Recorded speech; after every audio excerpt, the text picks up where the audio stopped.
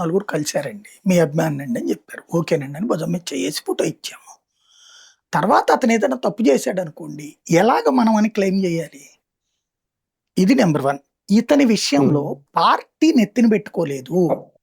కానీ అరెస్ట్ చేయకపోవడం తప్పే. అట్లాగే నేను చెప్పినట్టు ఆ ఎమ్మెల్యే చేసిన తప్పు పార్టీకి నాశనం చేసి ఓ రకంగా చెప్పాలంటే పార్టీకి ఇతని వల్ల ఎలాంటి ప్రయోజనం లేదు. పార్టీ నష్టపోవడంలో ఇతను కీలక పాత్రధారి. పార్టీ నష్టపోవడంలో ఇతను కీలక పాత్రధారి. దేవుళ్ళను గురించి దూషించినటువంటి కొడాలి నాని ఏది విగ్రహం పోతే విగ్రహం ఇస్తాము, రథం పోతే రథం అన్నటువంటిది ఎలాంటిదో అతని ద్వారా హిందువులు దూరం అయ్యారు. ఇతని ద్వారా అందరూ దూరం అయ్యారు, విసిగిపోయారు, అసహించుకున్నారు.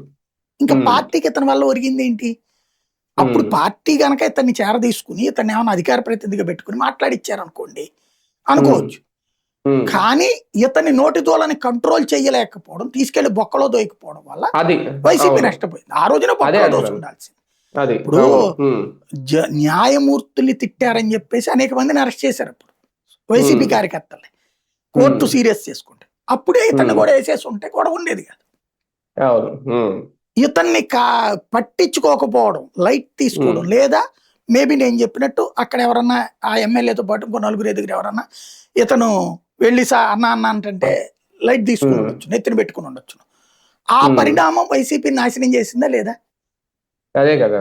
ఇప్పుడు అసెంబ్లీలో కూర్చుని అంబటి రాంబాబు మాట్లాడిన దాంట్లో బహిరంగ దుర్భాష లేదు. వెనకాల ఉన్నటువంటి ఆయన పేరేంటి, కాకినాడ ఎమ్మెల్యే ద్వారంపూడి మాట్లాడిన మాటకి ఈయన మైకులో భరోసా ఇవ్వటమే ఆ రోజున బాబు గారి కంట తడి ఇవాళ దాకా వాళ్ళని వెంటాడుతుంది.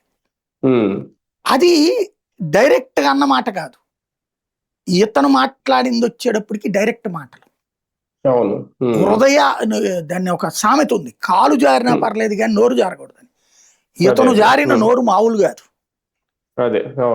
అది ఇప్పుడు ఇతనితో రివర్స్ గేర్ నడిపిద్దామని ప్రయత్నిస్తున్నట్టున్నారు. అది మంచిది కూడా కాదు.